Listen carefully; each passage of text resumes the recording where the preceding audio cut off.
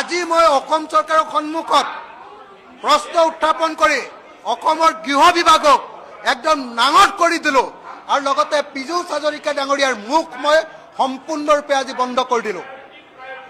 আজি মোৰ প্ৰশ্নৰ উত্তৰ দিব লাগে বুলি ভয় খাই অসমৰ মুখ্যমন্ত্ৰী হিমন্ত বিশ্ব শৰ্মা বিধানসভালৈকে নাহিলে। ভয় খালে, তেওঁ জানে যে মই কি প্ৰশ্ন কৰিছোঁ। ভয় খাই হিমন্ত বিশ্ব শৰ্মা আজি বিধানসভালৈ নাহিলে। উত্তৰ দিলে পীযুষ হাজৰিকাই। পীযুষ হাজৰিকাই আজি কান্দিবলগীয়া পৰিস্থিতি হ'ল। মুখ বন্ধ হৈ গ'ল আৰু পীযুষ হাজৰিকাই কান্দো কান্দো পৰিস্থিতি হ'ল। অসম বিধানসভাত বড়ো ভাষাটো আঁতৰাবলৈ চেষ্টা কৰা হৈছে। মইতো ভাবোঁ যে বড়ো ভাষা আঁতৰা নহয়, বড়ো ভাষাৰ লগত আমাৰ যিকেইটা ট্ৰাইবেল ভাষা আছে, যেনেকৈ কাৰ্বি, যেনেকৈ ডিমাচা, এই ভাষাবিলাকক ইয়াত ভৰ্তিহে কৰিব লাগে। এইকেইটাতো অন্ততঃ 6 চিডুলৰ ভাষা, এইকেইটাতো ভৰ্তি কৰিব লাগে।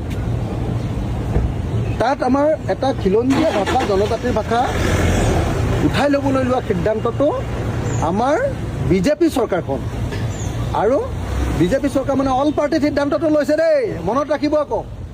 বিজেপিয়ে লৈছে, মই নাই, মোক মতাই নাই মিটিঙলৈ। মই থাকিলে এইবিলাক প্ৰস্তাৱ ল'ব পাৰে নেকি? সেইকাৰণে মোক মিটিঙলৈকে নামাতে অল পাৰ্টি। দপাই দিম। আজি দেখিছে নাই, একদম পীযুষক কন্দুৱাই দিছোঁ। দেখিছেনে নাই আপোনালোকে? পীযুষক কন্দুৱাই দিছোঁ নে নাই? হা, তো আৰু অসমীয়া ভাষা ঠিক যেনেকৈ ইয়াতে বিধানসভাত এই কামটো কৰাটো ভুল হৈছে, তেনেকৈ বিটিআৰত যদি অসমীয়া ভাষা মচি দিছে সেইটোও ভুল হৈছে। মই অসমৰ বিধানসভাৰ অধ্যক্ষ, অসম চৰকাৰ, বিশেষকৈ পীযুষ হাজৰিকা আৰু হিমন্ত বিশ্ব শৰ্মা, তেওঁলোকে এই কথাটো আনিছে। তেওঁলোকক মই দাবী জনাওঁ যে অনতি বিলম্বে অসম বিধানসভাত যাতে বড়ো ভাষা কেতিয়াও মচ নাখায় তাৰ ব্যৱস্থা কৰক, আৰু বিটিআৰতো যাতে অসমীয়া ভাষা মুচ নাখায়, তাৰ ওপৰত যাতে কলা ৰং নালাগে, তাৰ কাৰণে হিমন্ত বিশ্ব শৰ্মা আৰু পীযুষ হাজৰিকা আৰু আমাৰ অধ্যক্ষ ৰঞ্জিত দাস ডাঙৰীয়াই ব্যৱস্থা গ্ৰহণ কৰক। আপোনালোকৰ কাৰণে আমি অসমীয়া ভাষাই মাৰ খাব নোৱাৰোঁ, ঠিক তেনেকৈ বড়ো ভাষাই মাৰ খাব নোৱাৰে দেই। অসমত খিলঞ্জীয়া ভাষা, কাৰ্বি আনক, ডিমাচা আনক, তাৰপিছত মিচিং আনক, হয়নে নহয়? এইবিলাক আনকহে, ৰাভা আনক, আনিছে হিন্দী, আনিছে হিন্দী। এই হ'ল বিজেপিৰ জাতি মাতি ভেটি ৰক্ষা। এই হ'ল আমাৰ ৰঞ্জিত দাস, যি অধ্যক্ষ ডাঙৰীয়াৰ এয়া নীতি, অধ্যক্ষ ডাঙৰীয়াৰ নীতি এয়া। সেইকাৰণে ইয়াৰ আমি তীব্ৰ বিৰোধিতা কৰিছোঁ। বড়ো ভাষা কেতিয়াও কাট খাব নোৱাৰিব, আৰু বিটিআৰৰ পৰা অসমীয়া ভাষাও কাট খাব নোৱাৰিব। গোটেই অসমৰ বিভিন্ন থানাত 32টা কেছ আছে। তেখেতে কৈ ফুৰে যে গোটেইবিলাক তেখেতে কৈ ফুৰে গোটেইবিলাক ফেক। মোৰ এগেইনষ্টত 165টা আছে ছাৰ। গোটেই অসমত মোৰ এগেইনষ্টত 32টা নহয়, 165টা আছে, আৰু 50টা মান এতিয়ালৈকে মই 21 জেল পাই গলো। 50টা মানৰ এতিয়ালৈকে 21 জেল পাই গলো ছাৰ। ইলেকশ্যন এফিডেভিটত ভুল ইনফৰমেশ্যন কিয় দিছে? এইবিলাক নালাগে নহয় ব্যক্তিগত। ছাৰ মোক খবৰ দিয়ে কিয়? মই যিটো প্ৰশ্ন সুধিছো তাৰ উত্তৰ দিয়ক ছাৰ। মোৰ প্ৰশ্নটো উত্তৰ দিয়ক ছাৰ। মোৰ প্ৰশ্নটো উত্তৰ দিয়ক ছাৰ। উত্তৰ দিবলৈ গৈ আছো ন, উত্তৰ দিবলৈ এক্সাম্পল দিব লাগিব। মই ছাৰ উত্তৰ দিলে এক্সাম্পল দিমেই। ছাৰ উত্তৰ দিলে মই এক্সাম্পল দিমেই। আপনাৰ জিডিএনটিৰ চৰকাৰৰ মুখ বন্ধ হৈ গৈছে ছাৰ। বন্ধ হ'বই নোৱাৰে, মুখ বন্ধ হ'বই নোৱাৰে। মুখ্যমন্ত্ৰী পলাই দিছে প্ৰশ্নটোৰ কাৰণে। ছাৰ মোক ক'ব দিয়া নাই, ছাৰ মোক ক'ব দিয়ক না। ছাৰ কথাটো ক'ব দিয়া নাই, কথাটো ক'ব দিয়া নাই, পলাই দিছে আজি মোক বলব নাই। মোক ক'ব দিয়ক, এনে ফটোৱা কথা নক'ব। ছাৰ মোক ক'ব দিয়ক, ছাৰ মই পাৰ্লিমেণ্ট দিবলৈ দিয়ক। ছাৰ বহি দিছে, ছাৰ ক'ব নিদিয়ে। ছাৰ মোক ক'ব দিয়ক, মোক ক'ব দিয়ক, এক মিনিট মোক ক'ব দিয়ক।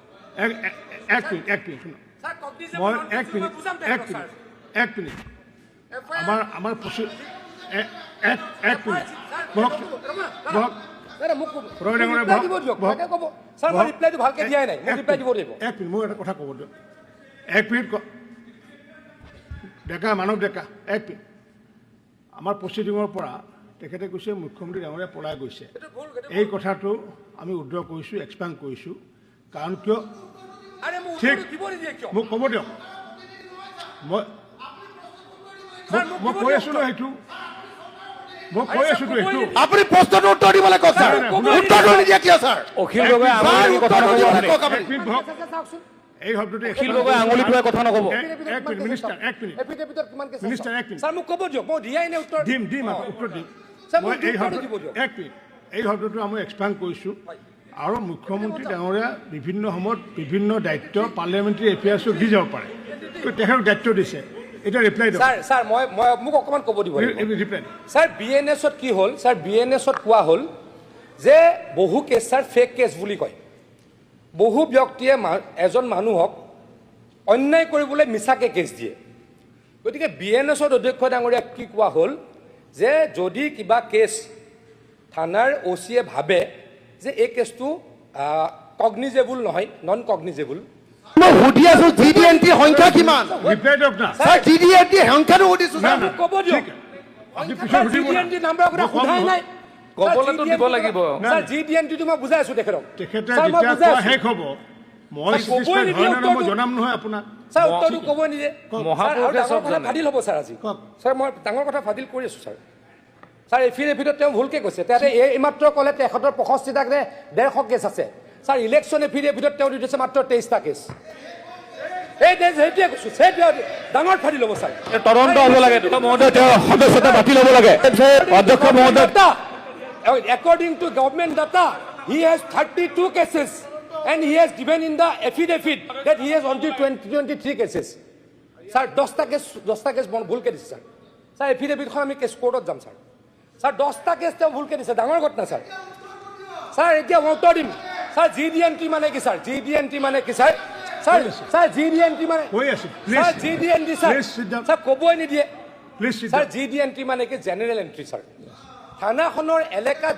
থানাখনৰ এলেকাত 24 ঘণ্টাৰ ভিতৰত যি হৈছে যিকোনো হৈছে এণ্ট্ৰি কৰিব লাগে তাত কেছেই হওক ক'ৰবাত যদি এখন দোকানো জ্বলি গৈছে বা যিকোনো এটা ঘটনা হৈছে যদি থানাত খবৰ পাইছে সেইটো জেনেৰেল এণ্ট্ৰি হ'ব লাগে ৰাতি 12টাৰ ভিতৰত জেনেৰেল এণ্ট্ৰি কৰিবই লাগিব ফুল্লি ডিজিটেলাইজ অধ্যক্ষ ডাঙৰীয়া আজিকালি সেই কাগজত লিখা নিয়ম নাই বোলে আজি GD&T নকৰিলে আৰে মোক ক'ব নিদিয়ে আপুনি ক'লেই বস্তুটো আপোনাৰ ফাদিল হৈ যায় কাৰণে ক'ব দিয়ক প্লিজ ক'ব দিয়ক বুজাব দিয়ক Please. স্যাৰ জেনেৰেল এণ্ট্ৰি আৰু FIRটো বেলেগ বস্তু স্যাৰ যেতিয়া BNSত এইটো লক্ষ্য কৰিলে বহুত মানুহক স্যাৰ জাপি দিয়া হয় স্যাৰ তেওঁৱে কৈ থাকে ফেক এনকাউণ্টাৰ তেওঁৱে কৈ থাকে ফেক কেছ এই ফেক কেছ ৰাখিবলৈ অধ্যক্ষ ডাঙৰীয়া কি কৰা হ'ল যে যদি OCয়ে ভাবে যে এই কেছটোৰ কোনো যথাযোগ্যতা নাই এই কেছটোৱে মানুহ এজনক কষ্ট দিবলৈ কৰিছে তেতিয়া তেওঁ DSPৰ পৰা পাৰ্মিশ্যন ল'ব লাগিব স্যাৰ DSPৰ পৰা পাৰ্মিশ্যন ল'ব লাগিব without permission from the DSP তেওঁ কেছটো হেৰি কৰিব নোৱাৰে তেওঁ ফৰৱাৰ্ড কৰিব নোৱাৰে এনকুৱাৰী কাৰণে দিব নোৱাৰে যদি DSPয়ে স্যাৰ যদি ৰেগুলাৰাইজ কৰে বা গো এহেড দিয়ে তেতিয়া তেওঁ এজন আয়োগ দি সেই কেছটোৰ 14 দিনৰ ভিতৰত প্ৰিলিমিনাৰী এনকুৱাৰী কৰিব আৰু যদি তাতে ভাবে যে এইটো কগনিজেবল তেতিয়া FIR হ'ব আৰু যদি ভাবে এইটো কগনিজেবল নহয় FIR নহয় স্যাৰ এতিয়া কথাটো কওঁ মানুহ এজনে ভাবিব পাৰে যে মোৰ কেছটো আয়োজনে বা OCজনে অলপ গণ্ডগোল কৰি ৰেজিষ্টাৰ নকৰিলে তেতিয়া তেওঁ SPৰ ওচৰলৈ যাব পাৰিব স্যাৰ আৰু নহ'লে স্যাৰ কোৰ্টলৈ যাব লাগিব CR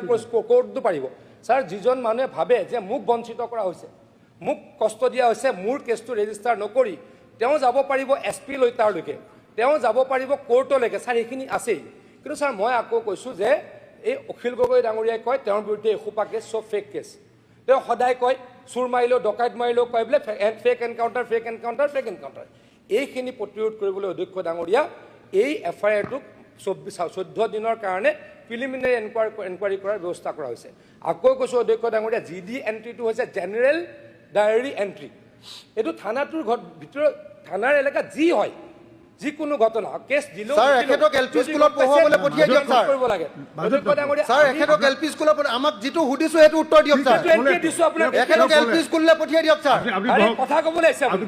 স্যাৰ এতিয়া মই এটা কথা কওঁ স্যাৰ তেখেতে স্যাৰ এফিডেভিটত ভুলকৈ দিছে ঠিক আছে স্যাৰ এতিয়া এফিডেভিটত GD ভুলকৈ দিছে স্যাৰ তেখেতৰ ইলেকশ্যনটো কেঞ্চেল হ'ব লাগে ঠিক আছে স্যাৰ ইলেকশ্যনটো কেঞ্চেল হ'ব লাগে উত্তৰ স্যাৰ কোনো ঠিক পধ্যে আছে। মই আকৌ কৈছোঁ মই উত্তৰটো দিলোৱে কি উত্তৰ দিব লাগে বুজাক ভালকৈ বুজাব পাৰি আপুনি নুবুজো বুলি ভাবিছে কি বুজাম আপোনাক উত্তৰটো মই দিলোৱে GD&Tটো স্যাৰ বেলেগ বস্তু FIRটো বেলেগ বস্তু গতিকে FIRটো স্যাৰ মানুহক অযথা কষ্ট দিবলৈ সংখ্যা কিমান GD&T আপুনি মোক দিছে FIR সংখ্যা কিমান দিছে GDNTৰ সংখ্যা কিমানটো লাগে মোক আপুনি GDNTৰ সংখ্যাটো ক'ত দিলে তাৰ সংখ্যাটো দিয়ক মোক নাই দিয়াই নাই আপুনি এতিয়া সুধিছো সাপ্লিমেণ্টাৰী কুৱেশ্যন সোধা নাই সাপ্লিমেণ্টাৰী কুৱেশ্যন ভয় খাব নালাগে কি মানুহ আপোনালোকৰ ভাণ্ডাৰ ইতিমধ্যে ফুটি গৈছে জনা মানুহে ইতিমধ্যে গম পাই গৈছে যে এই চৰকাৰখন 2 নম্বৰী চৰকাৰ স্যাৰ এটা কথা স্যাৰ এইটো উত্তৰটো দিবলৈ দিয়ক স্যাৰ থানা কিমান আছে 300 মান আছে স্যাৰ অসমত 300খন মিনিমাম থানা আছে তাত GDNT কিমান 1 মিনিটত দিব পাৰি স্যাৰ 1 মিনিটত দিব পাৰি ঠিক আছে মই গম পাইছো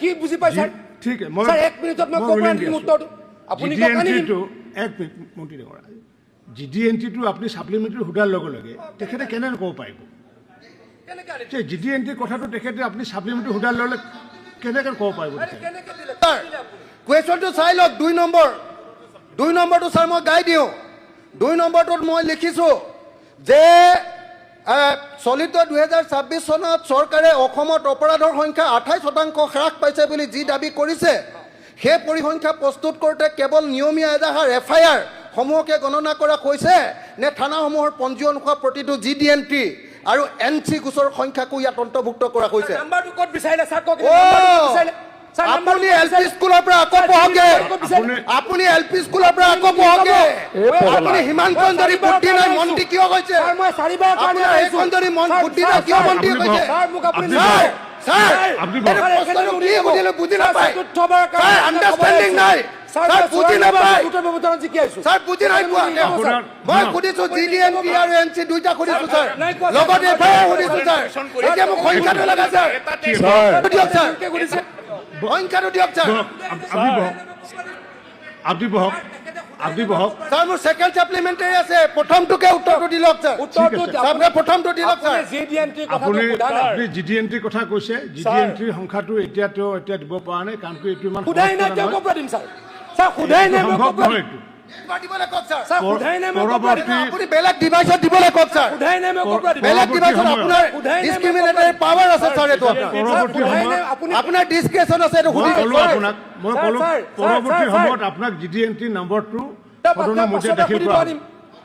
ওপৰৰ মাল যে ওপৰৰ মালৰ মগজুত আচলতে আপুনি মই ভবা কথা ঢুকি নাপায় আমি ঢুকি নাপাওঁ মানে তেখেতক পীযুষ হাজৰিকা যিটো ভাবে অসমৰ ৰাইজে এইটো কল্পনাই কৰিব নোৱাৰে সেই যে আপোনাৰ কুঁহিয়াৰ খেতি বা আজি গোমধানৰ খেতি আজি কুঁহিয়াৰ খেতি গোমধানৰ কৃষকসকলে গোমধানৰ খেতি কৰা কৃষকসকলে মানে গাড়ীত পেট্ৰলৰ ঠাইত আপোনাৰ ইথানল ব্যৱহাৰ কৰিব বুলিতো খেতি কৰা নাছিলে আগতে আজি এটা অদ্ভুত যুক্তি আহিছে এতিয়া তেনেহ'লে এই কৃষক আপোনাৰ মৰিগাঁৱত কিমান আছে আপোনাৰ কৈছে যে তেওঁ 1 লাখ মানে 2 লাখ মানৰ কথা কৈছে 2 লাখ বিঘা নে 1 লাখ বিঘা বোলে গোমধানৰ খেতি যদি ইথানল ফেক্টৰী নহয় তেনেহ'লে এই খেতিয়কবিলাক মৰি যাব বুলি কৈছে আজি যে আমি 150 কোটি মানুহ যে মৰি গৈছোঁ সেই কথাটো আপুনি ভাবিছেনে নাই আপুনি কেৱল মৰিগাঁৱৰ কথাটো ভাবিলে নহ'ব গোটেই অসমৰ আজি 3 কোটি আপোনাৰ 30 লাখ মানুহ এই যে ইথানলযুক্ত আপোনাৰ পেট্ৰল ব্যৱহাৰ কৰি আমাৰ গাড়ীবিলাক যে আজি গেৰেজে যে পৰি আছে সেইটোৰ আপুনি কিবা ক্ষতিপূৰণ দিবনে নাই তেওঁ এটা অদ্ভুত যুক্তি আনিছে এতিয়ালৈকে আপোনাৰ এইটো কনফাৰ্ম হোৱাই নাই যে ইথানলযুক্ত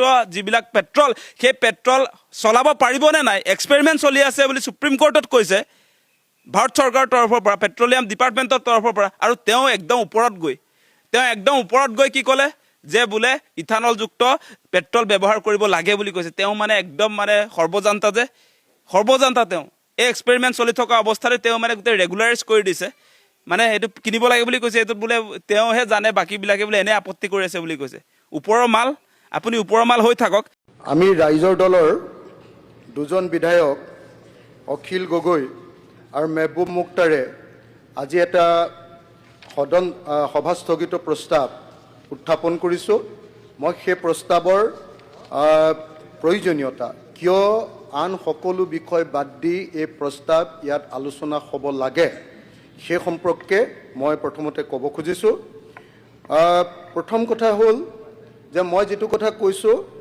যে আমি যিটো কথা কৈছোঁ সেইটো হ'ল যে যোৱা 4 বছৰত যোৱা 2 বছৰত অসমত ছাত্ৰ ছাত্ৰীৰ সংখ্যা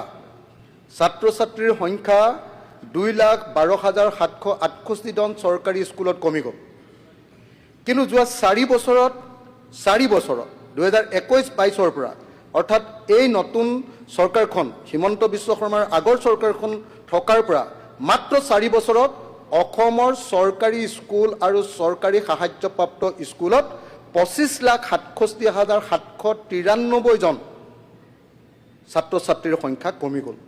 মনত ৰাখিব দেই, 4 বছৰত 25,87,000 তাৰমানে 26 লাখ ছাত্ৰ ছাত্ৰী চৰকাৰী খণ্ডৰ বিদ্যালয়ত কমি গ'ল। সেইটো কথা মই কোৱা নাই, সেই কথাটো মিনিষ্ট্ৰী এইটো আপোনাৰ ministry of education, department of school education and লিটাৰেচি, এইটো ভাৰত চৰকাৰে তেওঁলোকৰ প্ৰতিবেদনত স্পষ্টকৈ কৈছে আৰু আমাৰ ৰাজ্য চৰকাৰক বাৰম্বাৰ সকীয়াই দিছে যে কিয় এনেকুৱা ধৰণৰ আপোনালোকৰ মানে ছাত্ৰ ছাত্ৰী কমি গৈছে, কিয় ইমান সাংঘাতিক ছাত্ৰ ছাত্ৰী কিয় কমি গৈছে। ইয়াত দুটা ঠাইৰ পৰা মই এই তথ্যখিনি পাইছোঁ অধ্যক্ষ ডাঙৰীয়া। এটা হ'ল মিনিষ্ট্ৰীৰ পৰা, ministry of education, department of school education and লিটাৰেচি, government of India, তাৰ পৰা পাইছোঁ তাৰ এটা প্ৰতিবেদন। এইটো অসমৰ ওপৰত অকল এইটো প্ৰতিবেদন আৰু বিজনেছ ষ্টেণ্ডাৰ্ড পেপাৰ।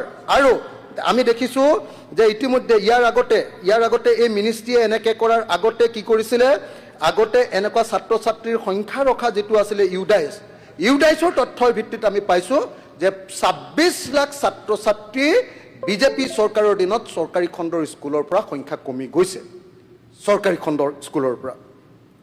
তো 26 লাখ ছাত্ৰ ছাত্ৰীৰ সংখ্যা কমি যোৱাটো কিমান এটা ভয়াৱহ ইংগিত, কিমান এটা ভয়াৱহ অধ্যক্ষ মহোদয় খুব ভুল তথ্য এই দি আছে। কথাটো মই তেওঁক ডেটাটো চেক কৰিব এই কথাটো তেখেতৰ ক'ৰবাত এটা কাৰিকৰী টেকনিকেল ভুল হৈছে, আপুনি ডাটা মোক কৈ ল'বলৈ দিলে ভাল হ'ব অধ্যক্ষ ডাঙৰীয়া। হ'বই নোৱাৰে। অধ্যক্ষ ডাঙৰীয়া কৈ ল'বলৈ দিলে ভাল হ'ব।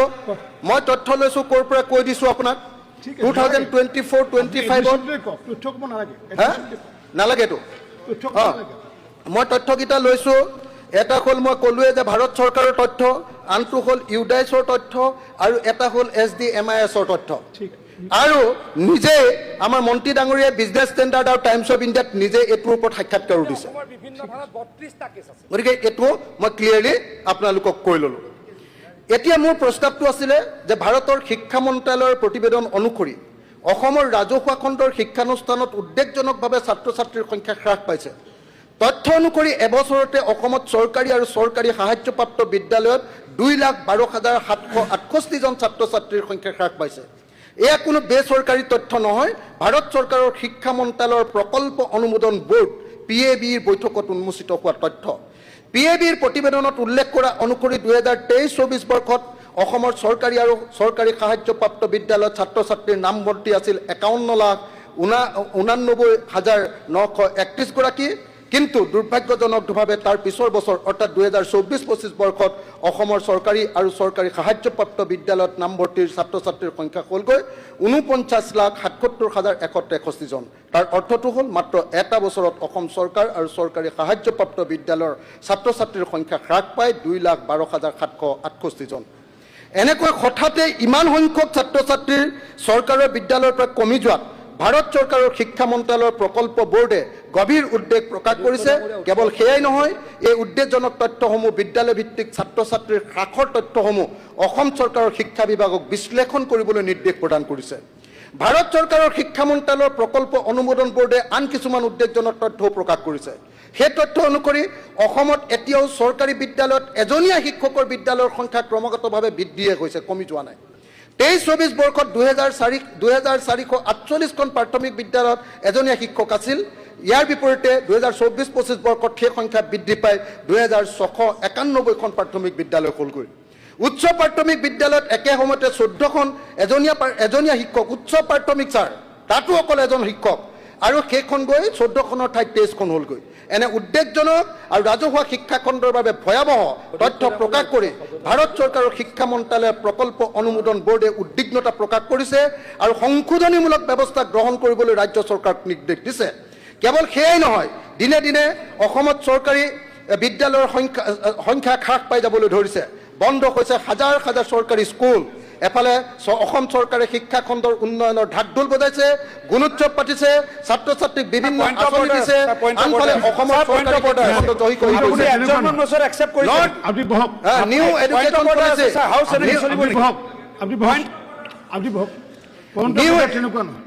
নিউ এডুকেশ্যন পলিচি বা নেশ্যনেল এডুকেশ্যন পলিচি খৰধৰকৈ প্ৰযোজ্য কৰি অসমত শিক্ষাগত সাংঘাতিক এক বিশৃংখল আৰু শিক্ষা অবিহনে বিভিন্ন আৰু অৰাজকতাৰ মাজত বক্তব্য দি থাকিলে স্যাৰ আপুনি একচেপ্ট কৰিছে নেকি তেনেকে নচলে স্যাৰ তেওঁ এডমিছিবিলিটি ৰিপৰ্ট কৈ আছে। কেনেকে এডমিছিবিলিটি ৰিপৰ্ট কৰিব আপোনাক অলৰেডি নটিচ আপুনি দিছে বহকচোন। স্যাৰ আপোনাক নটিচ দিছে আপুনি একচেপ্ট কৰিছে নেকি নাই আপুনি বহক। আপুনি এডজনমেণ্ট মোচন আপুনি বহক। আপুনি এডমিছিবিলিটি কওক। ছাৰ এডমিছিবিলিটিটো হ'ল ছাৰ এই পেপাৰৰ 3 তাৰিখে ছাৰ ইমান ডাঙৰ ডাঙৰ সৰফৰে ওলাইছে অসমীয়া প্ৰতিদিনত। ছাৰ এইটো অসমৰ ভাৰত চৰকাৰৰ শিক্ষা বিভাগৰ তথ্যত ওলাইছে, ইউডাইছৰ তথ্য ছাৰ, আৰু সাংঘাতিক ধৰণে অসমৰ ঠিক আছে। বিদ্যালয়বিলাকৰ ছাত্ৰ ছাত্ৰীৰ আপোনাৰ সংখ্যা হ্ৰাস পাইছে। ছাৰ দুটা মাত্ৰ বাক্য ক'ব দিয়ক মোক ছাৰ। দুটা ব্যক্তি হায়াৰ ছেকেণ্ডেৰীবিলাকত বৃত্তিমূলক শিক্ষা দি ছাৰ 56টা ডিপাৰ্টমেণ্টত ছাৰ টিচাৰ নাই। ছাৰ ইংৰাজী ডিপাৰ্টমেণ্টৰ মানুহে ছাৰ ডিজাইন ফেশ্বনিঙৰ ওপৰত ক্লাছ কৰিবলগীয়া কৈছে ছাৰ। আৰু ছাৰ ডিগ্ৰী কৰ্চবিলাকত ডিগ্ৰী কৰ্চ 4 বছৰীয়া যিটো ডিগ্ৰী কৰ্চ তাত ছাৰ বৃত্তিমূলক শিক্ষা দিলে, বৃত্তিমূলক শিক্ষা দিয়াৰ কৰ্চ দিয়াৰ পাছতো কিন্তু তাত এতিয়ালৈকে ছাৰ মানে শিক্ষক নিযুক্তি নিদিয়াৰ কাৰণে শিক্ষাখণ্ডক ভয়াৱহভাৱে অৰাজক হৈছে। অসমৰ শিক্ষাখণ্ডক বচাবৰ কাৰণে আজি সকলো কাৰ্যসূচী বন্ধ কৰি এই বিষয়টোৰ ওপৰত তৎকালীনভাৱে আলোচনা কৰিবৰ কাৰণে মই দাবী উত্থাপন কৰিলোঁ। কিন্তু দুৰ্ভাগ্যজনকভাৱে এইবাৰ তেওঁলোকৰ সংখ্যাগৰিষ্ঠতা আছে 102 জন, 24 জন মাত্ৰ বিৰোধী বিধায়ক আছে। তাৰ ভিতৰতো মাত মাতো বিশেষতঃ অখিল গগৈ। এই অখিল গগৈ মুখ বন্ধ কৰিবৰ কাৰণে কি কৰিছে তেওঁলোকে, যে মাজত কোনেও মাত মাতিব নোৱাৰিব বুলি তেওঁলোকে এটা অগণতান্ত্ৰিক সিদ্ধান্ত বিজনেছ এডভাইজাৰী কমিটিত লৈছে। সেইকাৰণে মই এই মুহূৰ্তত আমাৰ leader of the opposition Wajed Ali Choudhury দাদাক অনুৰোধ কৰিব খোজোঁ যে Wajed da leader of the opposition হৈ আপুনি কালিৰ এই BSCৰ এই অগণতান্ত্ৰিক সিদ্ধান্তৰ বিৰোধিতা নকৰাটো এইটো দুৰ্ভাগ্যজনক ঘটনা। সেইকাৰণে এই মুহূৰ্তত মই APCCৰ সভাপতি গৌৰৱ গগৈক ক'ব খোজোঁ যে গৌৰৱ গগৈ ডাঙৰীয়া, আপোনাক আমি দেখোঁ লোকসভাত আপুনি যেতিয়া অমিত শ্বাহে বক্তৃতা দিয়ে, আপুনি যেতিয়া প্ৰধানমন্ত্ৰীয়ে বক্তব্য দিয়ে, আপোনালোকৰ বিৰোধী বিধায়কবিলাকে MP বিলাকে আনকি আপুনিও তাত আপোনালোকে প্ৰতিবাদ কৰে, মাত মাতে।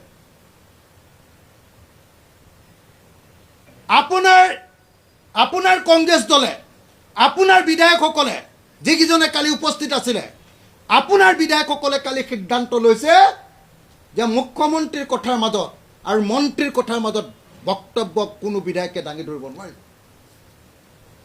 কিন্তু বিধায়কৰ কথাৰ মাজত আকৌ মন্ত্ৰী আৰু মুখ্যমন্ত্ৰীয়ে মাতিব পাৰিব, সেইটো সিদ্ধান্ত লোৱা নাই। গতিকে মই গৌৰৱ গগৈ ডাঙৰীয়াক আহ্বান জনাইছোঁ যে আপোনালোকৰ দলৰ এনেকুৱা সিদ্ধান্ত আছে নেকি যে বিৰোধী দলৰ মুখ বন্ধ কৰাৰ ক্ষেত্ৰত আপোনালোক বিজেপিৰ লগত আছে নেকি? পীযুষ হাজৰিকাই হিমন্ত বিশ্ব শৰ্মাৰ নিৰ্দেশত আৰু ৰঞ্জিত দাস ডাঙৰীয়াৰ পৃষ্ঠপোষকতাত অসমৰ বিৰোধী বিধায়কৰ মুখ বন্ধ কৰিবৰ কাৰণে যি সিদ্ধান্ত লৈছে সেই সিদ্ধান্তৰ আপোনালোক অংশীদাৰ নেকি? অৰ্থাৎ কংগ্ৰেছ দলে এই সিদ্ধান্তত আপোনালোকে সঁচাকৈ মানি লৈছে নেকি?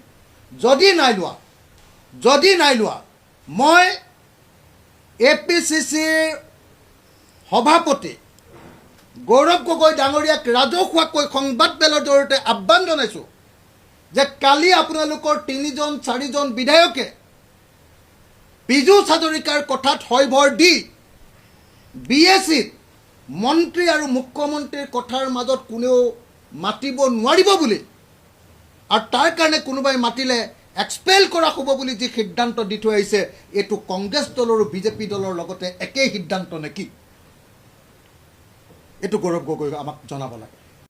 আজি মাননীয় মুখ্যমন্ত্ৰী ডাঙৰীয়াই নিজৰ মুখেৰে স্বীকাৰ কৰিলে, গম পাইছেনে? আপোনালোকে ভিডিঅ'টো চাওক প্ৰথমতে। আম্বানী অসমত আহি কি কৰিব? তেওঁলোক বোলে গুজৰাটত গৈছে, মুম্বাইত গৈছে, বুজিব পাৰি, উৰিষ্যাত গৈছে, বুজিব পাৰি। অসমত আহি কি পাব? মইতো তেওঁলোকক গামোচা দি মাতি থাকো, তেওঁলোকে নাহে। অসমত পাব কি? উৰিষ্যাত গলে তলত কয়লা পায়, সোণ পায়, কোৱাৰ্টছ পায়, সাগৰ পায় আমাৰ ইয়াতে আমি তেওঁলোকক দিম কি মোকতো মই দিন ৰাতি এইটোৱে চিন্তা কৰি থাকো যে ভুলতে যদি আদানী আম্বানী আহি গ'লহেঁতেন অসমত একদম সঁচা কথা কৈছে ছাগলে নাখায় কি পাগলে নকয় কি সেই কথাষাৰ তেনেকুৱা ধৰণৰ হৈছে গম পাইছে নাই আজি আমাৰ মুখ্যমন্ত্ৰী ডাঙৰীয়ে নিজে মুখেৰে স্বীকাৰ কৰিছে আমাৰ অসমখনত যে সঁচাকে একোৱেই নাই নিজে দি যে ধ্বংস কৰিলে সকলোবোৰ একদম আজি একদম প্ৰমাণ কৰি দিলে নিজৰ মুখেৰে কৈ পেলাই দিবলৈ সঁচাকে একেবাৰে একোৱেই নাই কি আছে কি নাই দিয়া কথা একেবাৰেতো মাটি দিলে তেল দিলে এয়াৰলাইন দিলে ৰেলগাড়ী ৰেল লাইনৰ ৰেল বিভাগ দিলে বিদ্যুৎ বিভাগ দিলে তাৰ পাছত আৰু দিবলৈ কি আছে অসমীয়াৰ মাটি ভেটিকণ আছে খালি অসমীয়াৰ যোনটো খিলঞ্জীয়া ভূমিপুত্ৰসকলৰ মাটি ভেটিকণ আছে মাননীয় মুখ্যমন্ত্ৰী ডাঙৰীয়া আপুনি আদানী আম্বানীক নিমন্ত্ৰণ দিয়ক এইটোৱে কওক অসমীয়াক বাংলাদেশী খিলঞ্জীয়াবিলাককো বাংলাদেশী স্বীকৃতি দি পেলাই মই বাংলাদেশলৈ খেদি পঠাম টৰ্চাৰ কৰি দিম ঘৰ ভাঙি পেলাই সিহঁতক বেদখল কৰাই পেলাই পঠিয়াই দিম আপোনালোকক সেই মাটি খিলঞ্জীয়া মাটিকণো দি দিম আপোনালোকে আহক আমি গামোচাৰ সন্মানটো আমি ৰাখিব লাগিব মাননীয় মুখ্যমন্ত্ৰী ডাঙৰীয়া কথাষাৰ সঁচা হয়নে নহয় এনেই মানুহবিলাকে মুখ্যমন্ত্ৰী ডাঙৰীয়ে গালি পাৰি পাৰি বেয়া তিৰস্কাৰ কৰি থাকে হে আজি নিজৰ মুখেৰে সঁচা কথা কৈ দিছে ইমান ভাল মানুহজনক কিয় মানুহবিলাকে গালি পাৰি থাকে তো মাননীয় মুখ্যমন্ত্ৰী ডাঙৰীয়া প্লিজ আদানী আম্বানীক মাতি পেলাই এই আমাৰ খিলঞ্জীয়া মাটিকণো চঞ্জাই দিয়ক আমি তাত বেয়া নাপাওঁ একো বেয়া নাপাওঁ কাৰণ আমাৰ অলৰেডি আমি ধ্বংস হলোৱেই ধ্বংস পথত আছোৱেই হৈ গ'লো অলৰেডি বেলেগৰ তলত কাম কৰি থাকিবলগীয়া হৈছে বেলেগে ইঞ্জিনিয়াৰ হৈছে বেলেগে বিজনেছমেন হৈছে আমাৰ অসমীয়া ভূমিপুত্ৰবিলাকে কি হৈছে লেবাৰ হৈছে তাত হাউচ কিপিঙৰ কাম কৰিছে চিকিউৰিটি কাম কৰিছেগে গৈ পেলাই তাতো আমাৰ অসমীয়া কৰিবলৈকে ডাঙৰ ডাঙৰ চাকৰি কৰিব লাগে ডাঙৰ ডাঙৰ পোষ্টত মেনেজাৰ DM বাগেৰা হ'বলৈতো আমাৰ অসমীয়া ল'ৰা ছোৱালীৰ হেৰি নাই কাৰণ আপোনালোকে শিক্ষা বিভাগৰ বস্তুটো একো ৰাখাই নাই অসমখনত কি আছে মদাহীৰ বাদে কিবা আছে নেকি অসমত খালি মদাহীৰ সংখ্যা বঢ়াই আছে